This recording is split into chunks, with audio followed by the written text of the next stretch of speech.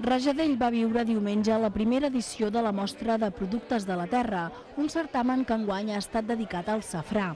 L'Ajuntament de Rajadell vol donar continuïtat a una fira que tingui els productes locals com a protagonistes, però a més del vi, l'oli i les nous, al llarg de la història el safrà també ha estat molt destacat per Rajadell, ja que es calcula que cada mas del poble tenia com a mínim un camp d'aquest producte a l'època en què aquest preuat cultiu s'exportava a Europa. Però aquest diumenge van ser fins a 27 les parades d'embotit, oli, vi, fruits secs o diferents productes artesans les que van ocupar els carrers del petit poble. No, aquest any hem decidit fer la fira dedicada al cultiu de safrà perquè antigament s'hi havia cultivat molt aquí a Rajadell. Però l'any que ve intentarem mirar un altre producte. Aquí en tenim oli, nous, intentarem anar variant cada any.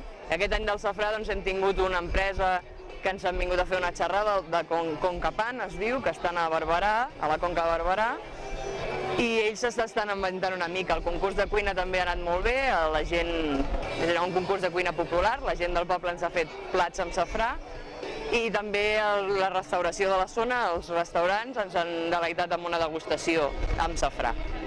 A banda d'això, la mostra va tenir activitats paral·leles, com dues xerrades, degustació gastronòmica amb plats cuinats pels diferents restaurants del poble o una exhibició de falcons. El safrà va estar present també en el concurs de cuina del safrà.